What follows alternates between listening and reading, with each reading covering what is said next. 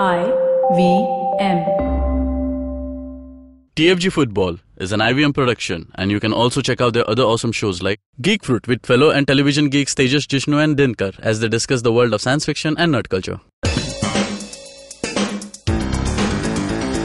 You're listening to TFG Football. Hello everyone, this is Kevin, your host just for today. Mind it, Siju is on. She couldn't make it to the studio, so I'm filling in for her. Joining me is Chiranjit on a phone call. She's up to something that is little more important than what she had to do today. So we can some kind of college stuff, and she misses the episode. I think we can just let her be for that. All right. And it's a very important episode too. Oh yeah. She's gonna regret it. Her favorite player scored yesterday, so it obviously is important. But then, no, she obviously does not just leave it to the studio for leaving her thoughts to the Twitter world. So you can just check out her thoughts on yesterday's match. She will be back in the studio hopefully tomorrow. So till then, we've got things to do. Chiranjit, big things happening at Kolkata, and this time it's not Mohan Bagan. East Bengal in the news, and Khalid Jamil is there. Is he there or is he not there? Chiranjit, what do we have? That's a big mystery, isn't it? It's you know how weird Kolkata clubs can get. We have had coaches changing every single time. Like ATK changed the coach. I think they're getting a new coach now. Mohan Bagan changed the coach. East Bengal are the only big club from Kolkata who's not changed the coach yet, and apparently that might happen. Because according to some rumors, of course the club is tight-lipped about this, but yesterday something happened, a meeting between the coach and the officials, and basically this is some things that happen in mostly in Kolkata clubs, because the format, the way it happens is very different from other professional clubs. You have a bunch of officials who sit down and practically interrogate you about your performance whenever the team is doing below par, and by below par I mean not winning the league currently. That's when it happens. If you're not about to win a trophy, you are always on the firing line. And I don't think Khalid Jamil has ever faced anything like this before. And apparently he broke down. He couldn't take it anymore after a while of questioning. He stood up and said, you do what you want with your club without me, and he walked out. Now this is, mind you, this is still unconfirmed, but what is confirmed is that after that they decided to cancel today's practice session, and today is Wednesday. Tomorrow the practice happens again, and the big mystery is whether Khalid Jamil will show up, because he's not apparently talking to anyone. And how can you be in a sense in a situation like this? But you see how desperate the situations are at the Kolkata clubs in terms of the league title race. East Bengal are still mathematically in the race. You know, it's like whenever Punjab have to lose one match and East Bengal have to win one match, and they're at par. Yeah. And still the officials have run the math and say, like, it's not working. So imagine, being that guy. Imagine being there. Of course, he came under fire, if you remember, Bajo Armand, the new signing in January. Yeah. And he came and played a couple of games. East Bengal just released him. And Minerva Punjab signed him. They were like, thank you. You didn't give him a chance. The guy is new, he's playing like a couple of games for your club, and people are angry about his performance. And he's like, thank you. He just spent like a month inside your club, has every knowledge about your strategy and what happens in the training camps, and we are facing you next for a title collider. And thank you, you just gave him to us. So, it's just, oh man, the situations do get complicated in I-League. This league is more complicated than any of the seasons recently, I remember. Yeah, and this is the pressure that we are talking about. That Khalid Jamil, he's faced relegation battles, he's faced resource crisis, he's faced the toughest of situations with respect to player management and even budget issues. But I think this is not coming close to what he's ever seen. This is real pressure. This is real football, and this is how Kolkata football does work. So Aizawl was nothing. Mumbai FC was nothing. So this is where he we knew this is coming, but at a situation where the things are not so bad. No, it's very tight. Yeah. It's very tight, and as you said, it's just one match away, and from being there again up for the title race. So I don't know what's brewing there. Let's. I'll tell you what this is triggering. What is the trigger behind this? The fan protest. You go back to the video we put up on the TFG podcast YouTube channel, and it shows that the fans are not protesting against the coach. They are taking names of the Nitu da, Kalyan da, or Alvito, Dikuna, the club officials, the management they're gunning for. And what does the management have to do now to save their own skin, to save them from their fans who might actually bring them down from power if this happens? They have to frame the coach as the guy who got everything wrong, and break him down and fire him. That's what they do. They're politicians. I'm telling you, it's a dirty game in those clubs. They just want nothing but power. So Khalid Jamil might end up being the victim to this game, even though he's probably done a arguably really good job. I mean, how many clubs are out there who will kill to be in East Bengal's league position right now, still to dream about a title? So, yeah. We'll have to get news about Khalid Jamil's location, if we do get to know it. And I do know that he also has as a home close to where I stay, so I will find out if he's just traveled back for a short sabbatical. Don't make big promises. So I think when is the next? I think like the guy needs to be left alone for now. To figure things out. I hope he shows up tomorrow, because you just by looking at the sheer situation of the thing, their next match is against Minerva Punjab on 13th. They have a week to prepare for that, and if they beat Minerva Punjab, they are almost level. Why don't they realize that? And then they're facing Gokulam away. Of course, they have a good chance to beat Gokulam. Gokulam are at the bottom of the table. They're not doing well at all. I'm telling you, this is a political thing happening in East Bengal. This does not make footballing sense, so to speak. So yeah, and nobody doubts the capabilities of Khalid Jamil. I think if there's somebody to bring them out of such situation, we're talking about East Bengal. I think Khalid Jamil is the best man for them. Yes, and we will keep it at there. And if we do get some confirmed reports about all that we talked about, we will have an update for you. Moving on, talking about coaches, we will head to the national level, and Constantine is also in the news. There are some talks about him not being offered the contract extension which is due, and there are talks that he might be given that another charge. It's all good that we are here so close. Another year, 2019 is where we will be playing the Asian Cup, and the man who's got us here, I think he deserves full credit to at least be there till the campaign is underway. And Chiranjit, what do we have here? What talks are going on? Is it something that's breaking the hearts of Indian football fans, that we saw a good jump in rankings, and I think we've seen a different role he's played in Indian football, not just for the national team. We saw his involvement other places as well. So is there a talk that he might not be offered an extension of his contract? Well, this is a Times of India story, and apparently right now what's happening is that they're just talking about the amount.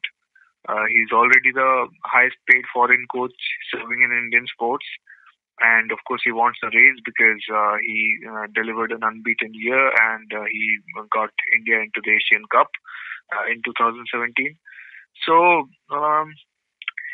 you can say he's not tactically the best guy or something like that. There may be 1,000 holes in his game, but how can you a coach just gave you? I mean, okay, we have not played somebody who's far out there and tested ourselves to the max in 2017.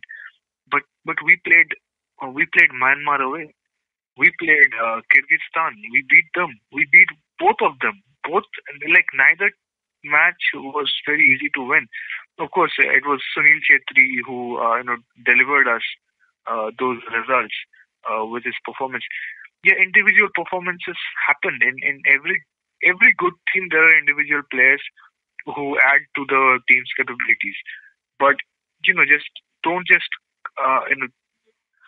let's just take the Kyrgyzstan match as an example. We say we got dominated. I mean, even you would agree that Kyrgyzstan were controlling most of the game. Yeah. But we didn't concede, and that's not one person's credit that we did not concede. The defense worked so well, and there was such great saves from Gurpreet. That's a unit credit. We got the goal and we got the win, but we could have conceded 3 goals before that, and it wouldn't have mattered had the team not worked so well. Same thing against Myanmar away. So all these things considered, we do have a good squad that's working well under Constantine. When you have something like that happening, you don't want to. Why would you want to change the coach at this point? Because he's done what he's supposed to do. He didn't come in here when he signed on. He was not supposed to win us the World Cup or something to get our ranking into top 70 or top 60. It's unrealistic to hope for that to happen with these players around. What he has done is, A, he has got us into the Asian Cup, which was the primary goal. B, he's normalized the rankings, which of course, I mean, the credit goes to AIFF. The reason India's ranking fell was because India were not playing properly, because AIFF's attention was towards ISL. So many months went by because of ISL without India playing proper games. So all of that being into account, that's not the biggest thing. But the third thing he did was that he set up the scouting network. He's working with some other coaches in the country, and he's given debuts to so many new players. And you can't deny that before he came, just new players like Jerry or Lalian Zuala and others getting a direct shot at the national team. That kind of stuff wasn't even happening before he came in. Because he took risks by giving them chances at different stages, and it has given us the fruits of that labor.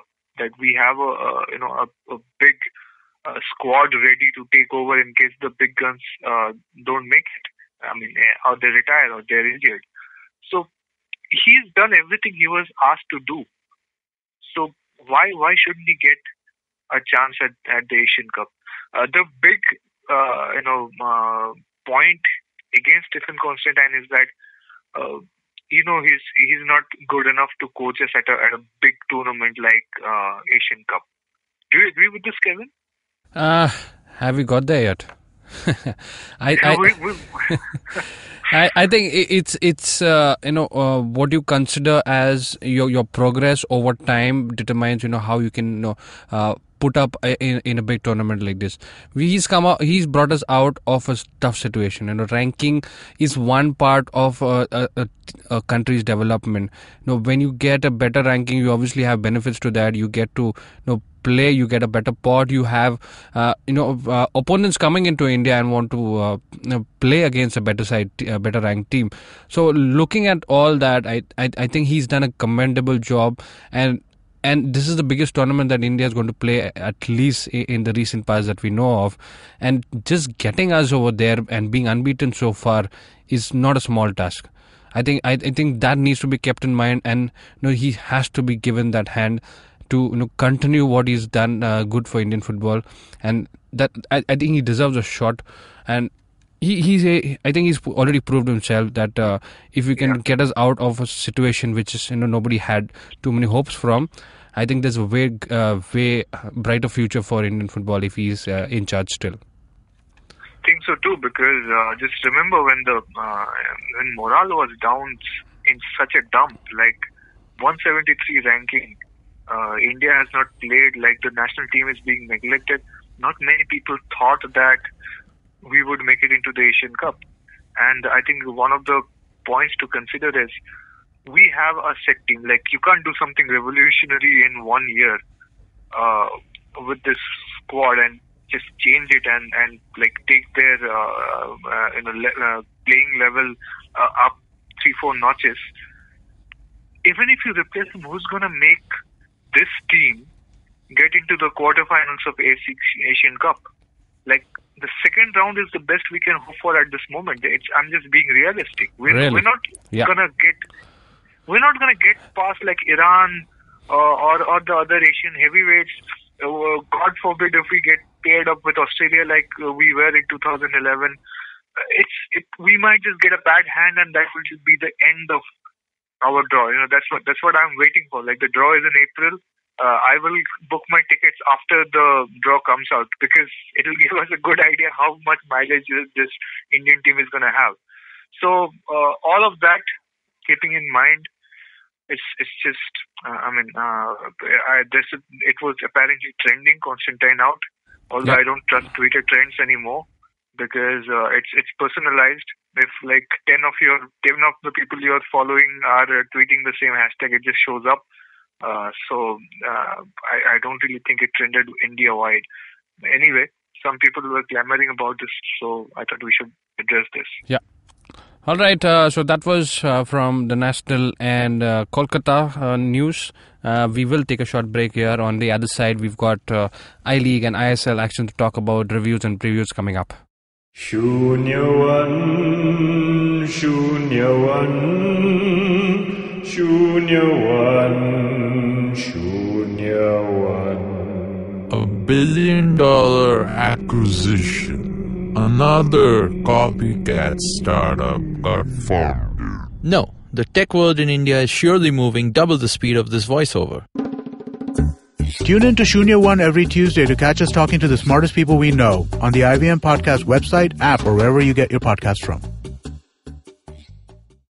All right, welcome back, guys, after the break, and we will be reviewing yesterday's matches. So Churchill played Airzol, the defending champions in the I-League, and potentially table toppers at the end of the ISL. It looks like Bengaluru will as they have taken a good lead, will stay there. So 7 points is the lead for Bengaluru after they beat Chennai away from home. We will talk about those matches first before we get on to the previews of the games tonight. Chiranjit, first looking at the Churchill game. Red Machines are back. Of course, I mean, we saw them winning. They've come in with a good form. They got it. It was, as we said, that they're gonna make it physical. They're gonna disturb the gameplay of Airzol FC. It happened. Airzol FC players started losing their patience with the game. We even saw Laldo Sangha with that reckless foul that got him sent off. So yeah, at 5 cards in the match, we had Churchill getting an early goal and clamping them down. 1-0 win. It was clinical. I think like for a team in their situation, it was nigh perfect. And it's their 4th win in 5 games. What do we say about that? It just looks like a completely different squad, but not too many changes apart from just the signings. There is the head coach also being moved away. Shevchenko was in charge prior to Alfred Fernandez taking over as head coach. But what do we talk about this team that's just beating all the odds, and they are at points, they are at level with points with Azol right now. From relegation threatened team, they're already closing to that fourth position, and this is good news for a team that's not one of the best that we talked about recently. They've had issues, they've had problems with all over. They were one season it was more like a sabbatical. They were actually they were asked to leave, and then now they are back making big statements, and also defending champions. They made to look as if they were none. Yeah, I mean, Chelsea Brothers doesn't really have too many fans, but I can literally see them saying that Marlon Brando dialogue from the Waterfront movie. Like, we could have been a contender. We could have been something, but now we're just not a bum, but a club that's just trying to make a top 3, top 4 finish. But it's something they had already. It's something that worked last season. Derek Pereira pulled it off last season. This time, imagine if they had put in some effort in team building at the start of the season. I think they played it wrong. The club management at the start, they thought because so many of the big players are gone, most I-League clubs would be much weaker. And what they had built, that mediocre team would be good enough to get a top 5, top 4 finish, which is what I think they were aiming for. They're not trying to win the league. I mean, you can see by the way they built that team. But that's where they made it. That's where they got it wrong, because so many of these clubs, Minerva Punjab have gotten better. Mohan Bagan after missteps have gotten better. Neroka are so good. They have been a revelation. I mean, what does it say? Still now, Neroka are at the top of the table. Nobody saw it coming. 14 matches, 27 points.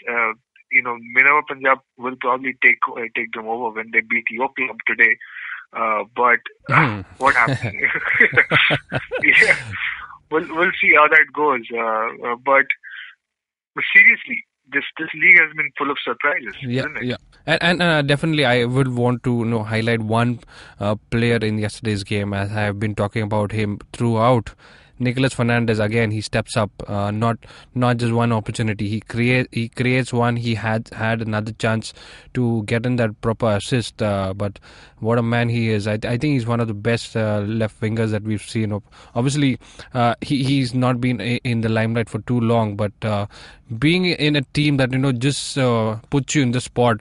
If your team is doing well, you are being known, and if your your efforts are not taking shape in the form of finishing, and that's what the difference is. He had been playing good even in the first half of the season. The difference was a finishing in the center, and now they've got that missing piece of the puzzle, and that's all from from the I-League match. We will come to the banter friendly, which we talk about. Both not a banter friendly, was it? It was not a. It was top of the table clash. Come on, if you care about a league, you care about a match like this. So Bengaluru did manage to pull off a great win there, but it didn't look all easy. I think this game just reminded me it's one of the best first minute of the ISL that I've seen in this season. One of the best. I think it kept everybody on their toes.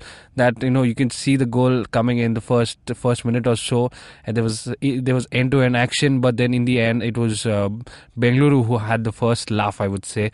Great goal coming in, great pace to the game, start till end, but not short of controversies. Referee again, the spotlight, his decisions.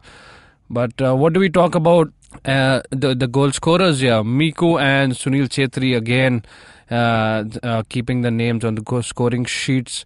Do you think it was a more stronger Bengaluru FC, and somewhere the luck didn't favor Chennai City, or it was all throughout Bengaluru's game? No, it was a case of Bengaluru FC playing the natural game, and Chennai FC not being very good with the finish, putting in a good shift. I think the win that they got against Bengaluru FC was a kind of an off night for Bengaluru FC, and Chennai FC took advantage of that. Something similar was happening. I think they got just taken aback by that early goal, they fought hard. Francis Fernandez scored a really good goal, but second half,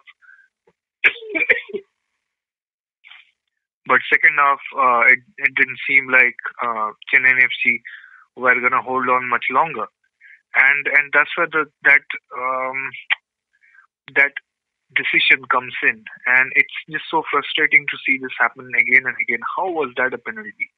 Like, in what? We are looking at replays and we are seeing all that happen and all that shit. But Pranjal Banerjee, this is not the first time. Like that game, Pune City versus Kerala Blasters, where he denied 3 penalties to Pune City and gave them a wrong penalty. That was also Pranjal Banerjee. Like, I hate to talk about a referee like this, but same guy is making mistakes with penalty decisions. How does that not go reviewed? How is there no repercussion for doing this? It just doesn't make sense. And the moment JJ Ralpiklo was stepping up, something is gonna go wrong. Like, remember that penalty he missed against East Bengal, Mohun Bagan versus East Bengal in Siliguri 2015-16 season.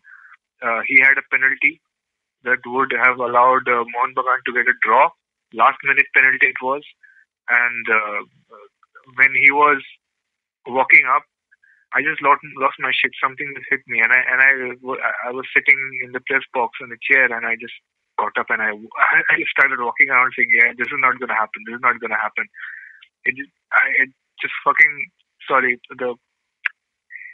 Just that moment seized me, and I think like some other senior journalist yelled at me like, "Don't act like that. You're not here as a fan. You're in a press box. You should act like a media person." And I sat down and he missed it. He had that same walk. I will never forget that walk. His shoulder was slumped. His eyes were not properly in it. He just wasn't there. He was bogged down by pressure. And Sunil Chetri goes up to Gurpreet Singh and tells him, "Idhar marega," and he just shoots right at that spot.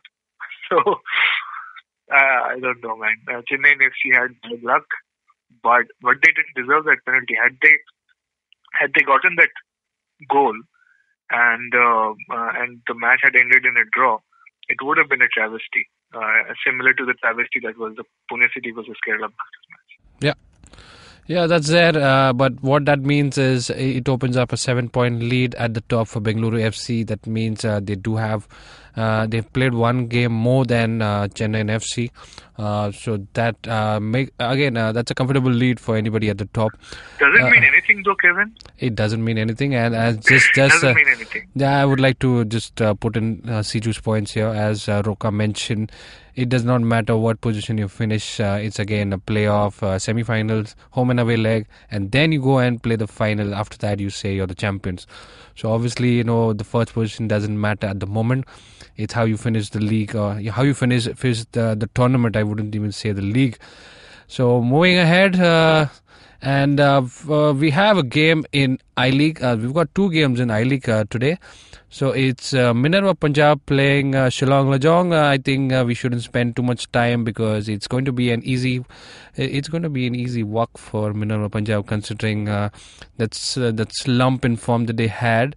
I think they want to clear all the doubts by getting a thumping win today, and I don't doubt that. Chiranjit, any thoughts on the scoreline? Well, this is a 2 p.m. kickoff, so most probably when the people will hear this, the match is either on or it's over. I think it's a Minerva Punjab win. Let's just say that and move on because there's no point. Yeah. All right. So the second game in the I-League that will kick off at 5:30. That's between Chennai City and Mohun Bagan, where Mohun Bagan are the ones who are traveling to Chennai City. So that's Coimbatore. That's a 5:30 kickoff. Mohun Bagan have the best chance to get as close as possible to Minerva, and they really don't want to let go of this by giving away another defeat to Chennai City. They've already lost to them once. Mohun Bagan, Chiranjit, what do you think? Does it remind you about that red card and 10-man Chennai City beating Mohun Bagan? Or I think they're a different side. Yeah, but that wasn't that a very different Mohun Bagan. Had a very weak midfield, had a dysfunctional attack as well. Still malformed, still too much reliant and hopeful of Sony Node coming in and rescuing them. This is a much more well-rounded Mohun Bagan, and they are fighting. Like, they have been playing late. They just won the derby, which gave them a boost. Got a draw for the first time in Aizawl. Went and won in Shillong after a very long time. And I think they will go out and win this. They have the firepower. Akram has finally got off his bad patch. There is Magar. I want to see how he does, because he's kind of similar. Joachim is out there for Chennai City, who can really put pressure on the defense with his big runs, and he can be used for counters. But I think Magar has a similar speed. He can almost do the same thing for Mohun Bagan. I don't know if he will play all the time, but he's out there. He's an option. More or less, going by the papers, you just expect a Mohun Bagan win. But Chennai City have held Aizawl and Arrows to draws in the last two games.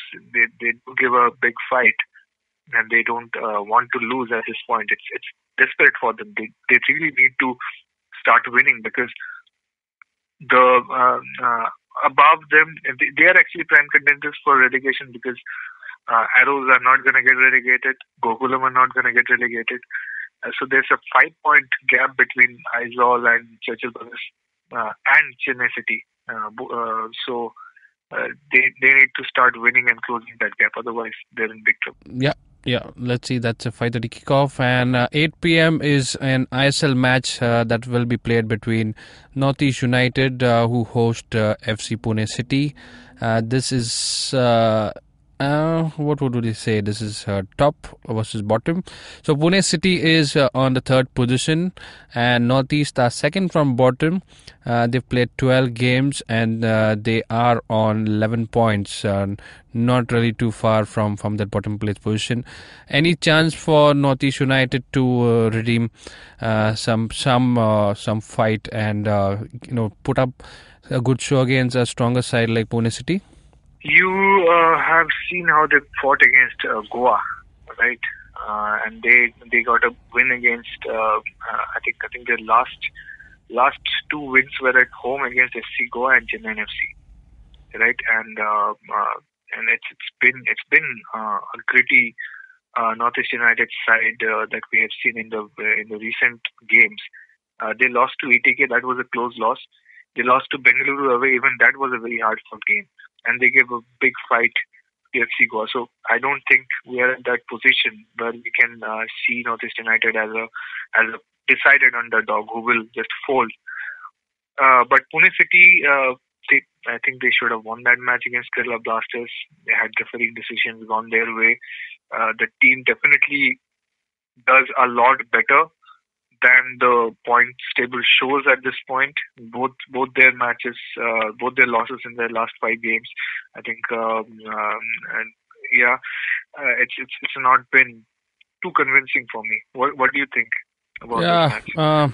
Northeast United have come up recently to just show themselves off as a strong fighting team, but they are still not as a winning team, I would say. Avram Grant has made changes to a squad that was not developed by him. You can't expect too much from a coach. So here we have a team that's comfortable in the third position. Then they can even jump to the third. They can even jump to the second position, overtaking Chennai FC. But Northeast United are not looking as strong as a team that can beat somebody like a technically superior team like Pune City. So maybe a small margin victory for Pune City, but I don't see a Northeast win over here by any chance. I'm going to go for a draw simply because I think they can nullify the Pune City's game. And Pune City players seem to sort of let go a little under pressure when things are not going their way. And it can happen if it's refereeing decisions that's bogging them down, or just that they're not being able to play their natural game. If Northeast United can give them trouble for the first hour, and just be disruptive, the last 30 minutes they have a golden chance to go up on the counter and win this. So I think that's what they're gonna go for. Avram Grant, he's dealt with some underdog teams in Premier League and stuff, and he has given them that gritty brand of football which sort of gives them unexpected results. He has been a giant killer in the past, so who knows? And Pune City are not exactly giants at the moment either. So a draw maybe. I'm gonna put my money on a draw. All right. So that brings us to the end of the show. And if you do liked our show and what we spoke about, do let us know via comments on any other topics. Constantine, Khalid, Jamil, and the reviews and previews that we talked about. We are on Twitter as TFG Football. Thefangarage.com is the website that you want to get to for all the latest updates on Indian football. And if you're listening to us on YouTube, do not forget to like, share, subscribe, comment. Guys, do comment. And IVM Podcast app is also something that you want to explore. That's got many other shows just like TFG Football. And that's available on Android and iOS. Till another episode, and till me being another host. Bye, guys. See you.